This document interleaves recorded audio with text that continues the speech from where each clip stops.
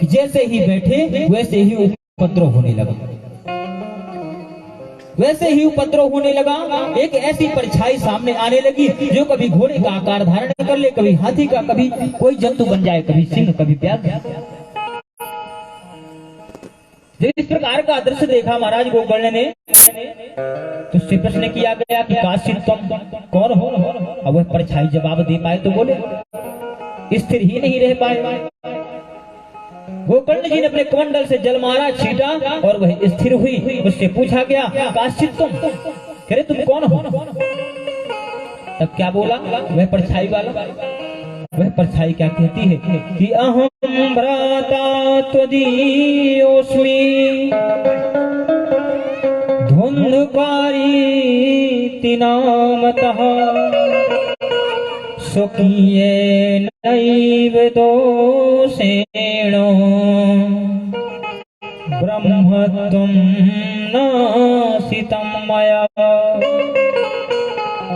हाथ जोड़ करके कहता है कि अहम भ्राता त्वदीयोऽस्मि, अरे भैया मैं आपका भाई हूं। धुंधुकारीति नामतः, मेरा नाम धुंधुकारी।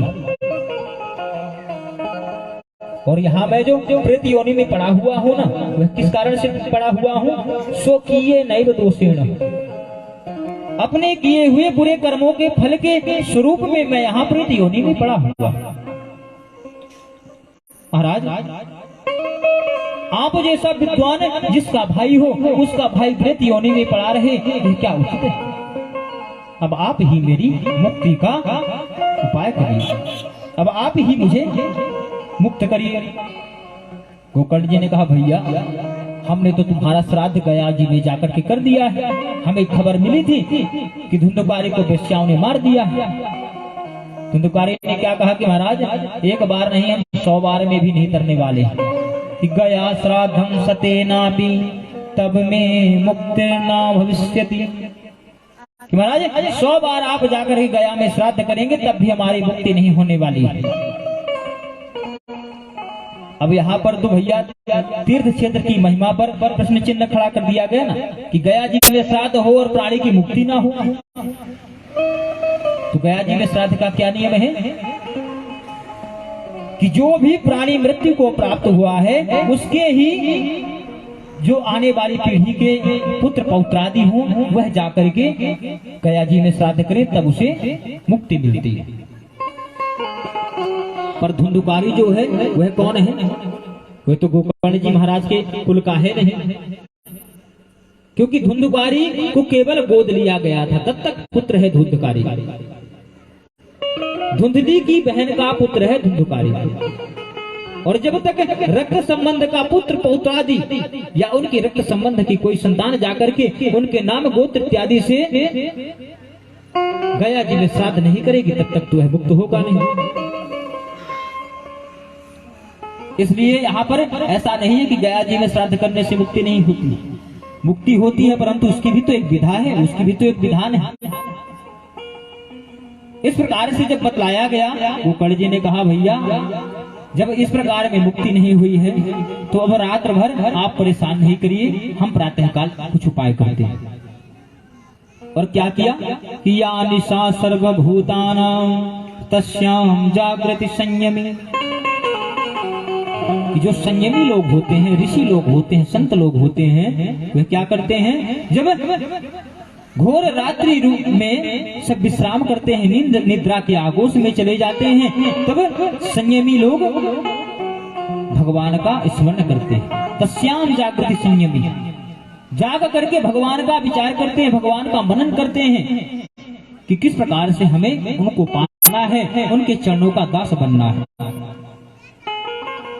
रात समाप्त हुई, प्रातःकाल गोष्ठी की गई, मीटिंग की गई और उसमें बुलाया गया सब गांव वालों को कि महाराज आज इस प्रकार की परिस्थितियां हैं, अब बताइए हम उपाय का कैसा उपाय करें। अब किसी में इतनी सामर्थ्य तो है नहीं कि गोकर्ण जी महाराज प्रश्न करें और उत्तर देते, उपाय बतला दें। तो गोकर्ण जी महाराज ने साक्षात सूर्यदेव भगवान से पूछा है कि महाराज धुंधुकारी की मुक्ति का क्या उपाय करें। तो सूर्यदेव जी ने क्या कहा कि श्रीमद् भागवतान मुक्ति सप्ताहम वाचनम कुरु, कि श्रीमद् भागवत का सप्ताह पाठन श्रवण कराइए, धुंधुकारी की मुक्ति अवश्य होगी। अब जैसे इतना ही सुनना था कि सबके सब गांव वालों को आदेश दिया गया, सबके सब गांव वाले आए, सारी तैयारियां की गई, यज्ञ मंडप बनाया गया, वेदियां स्थापित की गई, बड़े जोरों से गान तान हुआ और धुंधुकारी का स्मरण किया गया कि भैया जहां कहीं भी हो तो आप आकर के बैठ जाइए। तो जो सदेह प्राणी थे वह तो आकर के अपने अपनी देह सहित पांडाल के नीचे बैठ गए, और जो मृत प्राणी थे, प्रेतादिक थे, उनमें से जो धुंधुकारी है वह बांस की एक सप्त ग्रंथि वाले बांस में आकर के बैठ गया। सप्त ग्रंथि वाले बांस में ही क्यों बैठा? क्योंकि उसके पोल में वह स्थापित रह सकता था, क्योंकि नहीं तो वायु के प्रभाव से वह यहाँ वहां चला जाता और कथा सुन पाए या ना सुन पाए। इस प्रकार से भागवत जी का प्रारंभ हुआ और बड़े जोरों से सबसे पहले भक्तों ने बढ़िया भजन कीर्तन इत्यादि के माध्यम से श्री गोकर्ण जी महाराज का पूजन किया। गोकर्ण जी महाराज को व्यासपीठ पर सुशोभित किया गया और गांव वाले पंडाल में आकर के बैठ गए। धुंधुकारी का आह्वान किया गया और कथा प्रारंभ की गई। जिस प्रकार से कथा प्रारंभ हुई और पहले दिन की कथा का समापन हुआ, कथा का जैसे ही विश्राम हुआ वैसे ही पहले दिन में एक ग्रंथि उस बांस की फट गई। और एवं सप्त दिनश्चैव सप्त ग्रंथि विभेदनम, जब 7 दिन की कथा संपूर्ण हुई तो 7 ग्रंथियां फट गई और उस बांस के सप्त ग्रंथि वाले बांस से एक दिव्य स्वरूप वाला प्राणी प्रकट हुआ, पीत वस्त्र धारण किए हुए देव स्वरूप में। भगवान के धाम से उसे लेने के लिए पार्षद आए और जब लेकर के जाने लगे तो उस प्राणी ने आकर के सबसे पहले प्रणाम किया अपने भैया गोकर्ण को। जब प्रणाम किया, गोकर्ण जी ने प्रश्न किया, भैया काश्चित तुम कौन हुआ? धुंधुकारी ने कहा, महाराज पहचाना नहीं आपने? गोकर्ण जी ने कहा नहीं। तब बतलाया धुंधुकारी ने कि भगवान मैं वही प्रेत धुंधुकारी, आपकी परम अनुकंपा से हरि की कथा मैंने सुनी और उनकी कथा सुनने के पश्चात आज मैं ये दिव्य स्वरूप धारण करके भगवान के धाम को जा रहा हूँ। चादर ने देखी 3 पॉइंट। गोकर्ण जी के आश्चर्य का ठिकाना नहीं रहा। जितने पांडाल में लोग बैठे थे सबके सब आश्चर्यचकित कि महाराज कथा तो हमने भी श्रवण करी है। 1.5 घंटा चलती। अरे जब कथा श्रवण हमने करी है तो उसमें भेदभाव क्यों? एक विमान क्यों आया है लेने के लिए? अत्रैव बहवः सन्तः श्रोतारो मम निर्मलः। कह रही यहाँ तो हजारों श्रोतागण बैठे हुए थे। जब हजारों श्रोतागण बैठे हुए थे तो उनमें से एक के साथ ही ऐसा क्यों हुआ है? तब धुंधुकारी ने बतलाया कि महाराज मम निर्मला, कि जो मैं था वह निर्मल मन से कथा सुन रहा था, बाकी तो बैठे ही हुए। अरे नहीं, कोई बुलगुआ पुजारे चले आए थे कि अरे महाराज घर पे गांव पे हो रही है कथा, तो चलो घर में तो ताश खेलेंगे, चलो वहीं बैठ के आनंद लेंगे। कोई इस बहाने चले आए थे कि चलो महाराज आज 5 सुपारी ही फोड़ेंगे, पाएंगे पवाएंगे। तो श्रोताओं के भेद बतला दिए महाराज।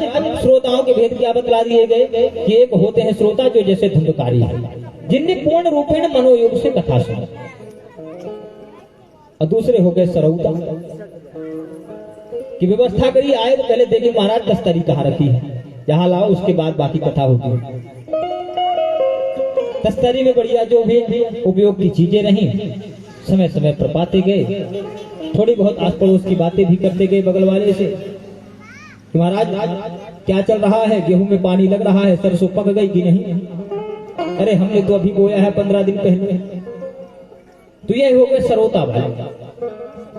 और तीसरे प्रकार के कौन से हैं कि जिनने मन में विचार किया कि अभी घर पे रहेंगे तो तरह तरह के काम बताए जाएंगे अर्धांगनी के माध्यम से या समाज वालों के माध्यम से, या कोई आकर कह देगा महाराज ये काम कर दीजिए, ये काम कर दीजिए। तो सबसे बढ़िया है चलते हैं कथा के पंडाल में और एक खंभा पकड़ेंगे, बढ़िया आंखें मूंदेंगे अरे जन आराम से सो जाए। जब शाम को जय श्री कृष्ण बोला जाएगा, जय श्री राधे बोला जाएगा, तब नींद खुलेगी और चुपचाप वहां से उठकर घर पहुंच जाएंगे। बंधुओं, उसमें भगवान ना श्रोता को मिलेंगे ना श्रोता को मिलेंगे, मिलेंगे किन्हें? श्रोता को। अब जब गोकर्ण जी महाराज के पांडाल में जितने व्यक्ति थे, श्रोता थे, सबने मन में विचार किया कि हमने बड़ी गलती कर दी, हम समझ ही नहीं पाए थे इसका मतलब, इतनी बड़ी गलती करके बैठ गए। और फिर से प्रार्थना की गई गोकर्ण जी से। अब गोकर्ण जी से पुनः प्रार्थना करी गई, एक बार पुनः पांडाल सजाया गया, पुनः कथा प्रारंभ हुई। अब जब कथा प्रारंभ हुई, अब की बार जब 7 दिन की कथा पूर्ण हुई ना, तब क्या हुआ कि जितने श्रोता थे उतने बीमार, और साक्षात श्री हरिनारायण गोकर्ण जी को लेने के लिए आए। जिस प्रकार से भगवान श्री राघवेंद्र सरकार अपने समस्त परिकर के साथ स्वर्गारोहण करते हैं, जलारोहण करते हैं, उसी प्रकार से गोकर्ण जी महाराज अपने सभी गांव वालों को लेकर के भगवान के धाम को जाते हैं। फिर आगे इतनी दिव्य महिमा जब सनत कुमारों ने नारद जी महाराज को बतलाई, तो नारद जी महाराज का हृदय गदगद हो गया, उनका हृदय पुलकित हो गया, और जो उनके मुखमंडल पर चिंता की छाया लटक रही थी, झलक रही थी, वह छाया दूर हो गई। उन्होंने कहा, भगवान जब ऐसे पापी तर सकते हैं तो सामान्य व्यक्तियों की तो कोई जरूरत ही नहीं हुई, तो सामान्य रूप से तर जाएंगे। अच्छा भगवान, अब आप यह बतलाइए यह कथा कैसे करनी चाहिए, कब करनी चाहिए, कितना खर्चा करना चाहिए। मुख्य बात आती है महाराज, कथा करने की तो बड़ी इच्छा है, कराने की ही बड़ी इच्छा है, पर खर्चा बहुत आएगा। तब बतलाया गया कि जो कथा है वह जब भी आप स्वतंत्र हो, मानसिक रूप से चिंतित ना हो, बढ़िया सा मुहूर्त निकलवा करके महाराज जी से, अपने कुलगुरु से, उनके माध्यम से कथा का मुहूर्त निकलवा करके, उनका स्थापन करके और उनसे कथा का श्रवण करें। खर्चे के मामले में जिस प्रकार से अपनी कन्या का विवाह करें उसी प्रकार से करें। और जो अपने आप को नियंत्रण करने की बारी आई कि हमें अपने आप को नियंत्रण कैसे करेंगे, क्योंकि मन पे नियंत्रण कभी नहीं रहता है। पता चले पंडाल में बैठा है और मन जाकर के पानी लगा रहा है कि महाराज मोघा फूटा होगा कि नहीं, पानी भर जाएगा, गेहूं सड़ जाएगा। तो मन को नियंत्रित कैसे करें? तो मन को नियंत्रित करने के लिए बतलाया है कि सबसे पहले आप सात्विक भोजन को करें, ऐसा सात्विक भोजन जिससे हमारा मन विचलित ना हो। अपने आसन को सिद्ध करें, एक आसन में बैठने का प्रयास करें, पद्मासन, सुखासन, कोई भी ऐसा आसन हो जिसमें हम पूर्ण रूपेण मनोयोग से बैठ सकें। जब उस पर बैठ जाएंगे तो हमारा मन भगवान के चरणों में लगेगा, और जब भगवान के चरणों में लग जाएगा तो फिर यहाँ वहां कभी नहीं भटकेगा। क्योंकि मन की परिस्थितियां क्या है कि जहां थोड़ी सी अच्छी चीज मिली वहां साइड भटक गया।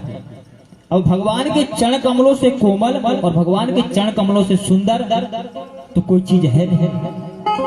तो जब सबसे सुंदर वस्तु के पास, सबसे सुंदर चीज के पास वह पहुंच जाएगा तो कहीं भटकने का अवसर ही नहीं मिलेगा, कहीं भी नहीं भटकेगा। अभोजनम तू ब्रह्मण्य कथा श्रवण कार्यक्रम। मुख्य बात ये भी आती है महाराज, भोजन हमारा कैसा होना चाहिए, भोजन बिना हम बिल्कुल नहीं रह सकते। उसमें बतलाया कि भोजनम तू ब्रह्मण्य, जिस प्रकार से कथा सुनने में सुलभता हो, आप अपने आप को नियंत्रित कर सके, वैसा भोजन। पता चले दाल चावल हमने पा लिया, कथा चल रही धुंधकारी की और हमें कुछ समझ में ही नहीं आ रहा है, जबरदस्त हमें जम्हाई आ रही है, राखी मूंदे बैठे हुए हैं, तो ये हो जाती है परिस्थिति। इसीलिए भोजन का विशेष विचार किया जाता है।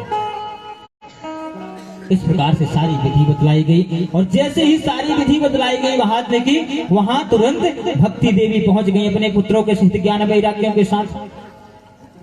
ज्ञान वैराग्यों के साथ भक्ति माता वहां पहुंची और आकर के नृत्य करने लगी। उनने भगवान की महिमा का श्रवण किया।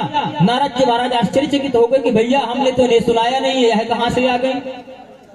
तो क्या कहा गया है कि भक्ति सुतो तो तरुणो ग्रहीत्वा, भक्ति भक्ति सुतौ तौ तरुणो गृहीत्वा प्रेमैक्य रूपा सहसा विरासी श्री कृष्ण गोविंद हरे मुरारी नाथे नामानि मुहुर् वदन्ति। जो भक्ति मैया है वह सुतों के सहित पहुंच गए। भक्ति सुतौ तो तरुणों गृहीत्वा, जो दोनों सुत हैं वह कैसे हो गए? तरुण जो थे ना, यह काल योग जर्जर, जो जर्जर हो चुके थे वही पुत्र महात्मा के पश्चात महात्मा के मध्य में ही आकर के तरुण हो गए। जरा सा कानों पर भागवत जी की वाणी सुन पढ़ते ही अब तो भक्ति मैया बड़ी प्रसन्न हुई और कीर्तन करने लगी सब संतों के साथ। आइए हम सभी भी भगवान का स्मरण करेंगे और कीर्तन करेंगे। हरे श्री कृष्ण गोविंद हरे मुरारी। देखिए कीर्तन तो करना है तो आप लोगों को सहयोग के साथ, हमारे लिए नहीं कर रहे हैं। बढ़िया सा ऐसा मन में विचार करें कि भगवान के लिए हम कर रहे हैं और बाकी तो हमें समय मिल नहीं पाएगा। घर जाएंगे तो पढ़ाई गंजे में ही व्यस्त हो जाएंगी माताएं, इसलिए यही जितना समय है उतना कर लीजिएगा। हरे श्री कृष्ण गोविंद हरे मुरारी, हे नाथ नारायण वासुदेवा। कृष्ण गोविंद हरे मुरारी, हे नाथ नारायण वासुदेवा। श्री कृष्ण गोविंद हरे मुरारी, हे नाथ नारायण वासुदेवा। श्री कृष्ण गोविंद हरे मुरारी, हे नाथ नारायण वासुदेवा। हे नाथ नारायण वासुदेवा, हे नाथ नारायण वासुदेवा, हे नाथ नारायण वासुदेवा, हे नाथ नारायण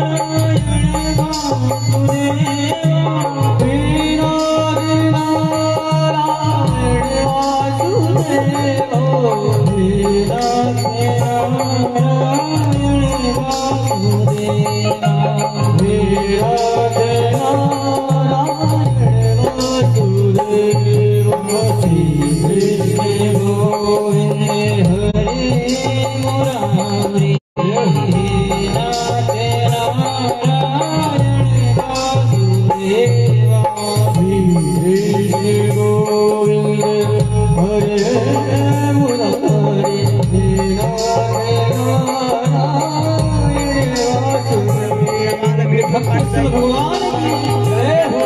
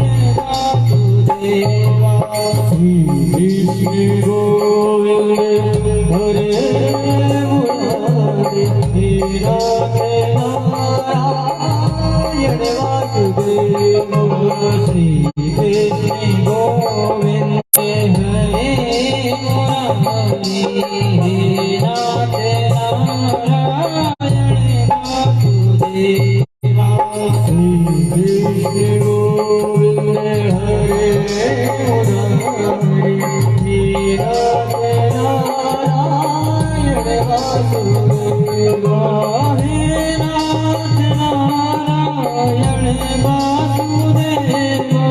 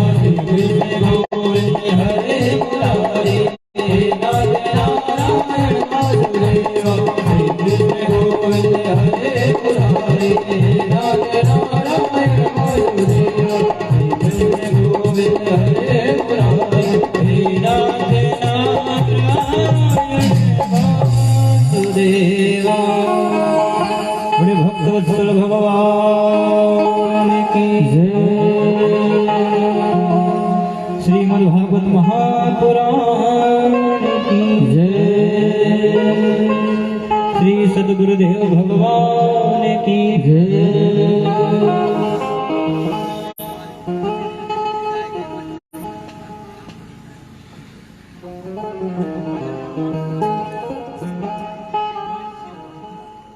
इस प्रकार से नारद जी महाराज ने सनत कुमारों से भगवान श्रीमद् भागवत की महात्म्य कथा श्रवण करी, सारे नियमों का श्रवण किया। जब महत्व जान गए तो उनके प्रति श्रद्धा बढ़ गई, उनके प्रति प्रेम बढ़ गया।